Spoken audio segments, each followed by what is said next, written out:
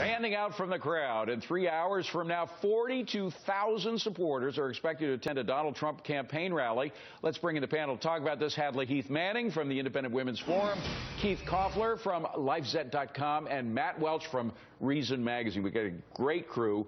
Keith, first you, something this week, maybe it was toward last week as well, seems to be happening. We have this new poll out that 57% of likely GOP voters think that Trump is going to be the likely nominee. People are beginning to think this guy could really be president. It's sinking in.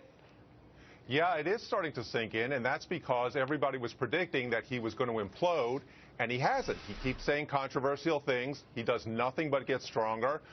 People are responding to his message. They feel that they have great concerns about the changes that are occurring in this country, and they feel that Donald Trump is not afraid of the politically correct people. He's not afraid to be accused of waging a war on women or racist or anything like that.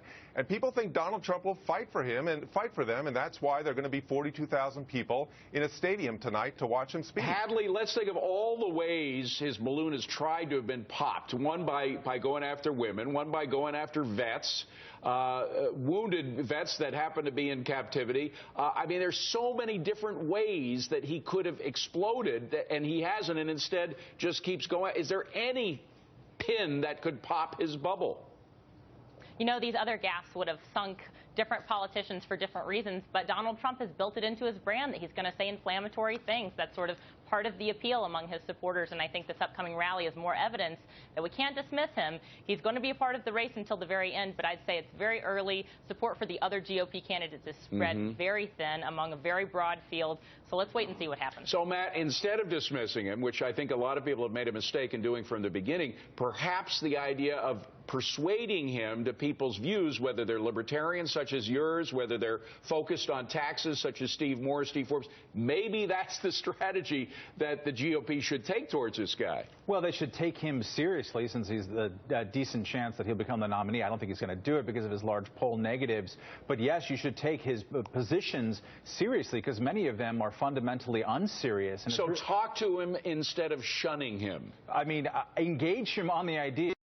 Really think that we're going to sit there and get Mexico to build a fence to impound all remittances to Mexico while calling them rapists. If you want to live in this fantasy world, let's have a conversation about it, because at some point the GOP is going to have to talk to its own base and say there is no such thing as sealing the border unless you live in we got to make this quick, but I was talking to a top GOP insider who said no way he's going to become president. I think that attitude has to go away. That is the attitude that the Republican leadership has had, that the RNC has had for weeks. It's just not true. He is not going away. Right. He's here to stay right through January at least. Thank you so much. We had to condense that segment because of the breaking news. Stay tuned to Fox Business. Lou Dobbs tonight will have live coverage and analysis of Donald Trump's campaign rally in Alabama. That starts at 7 p.m. Eastern Time. You don't want to miss it or Lou. Melissa. What a day in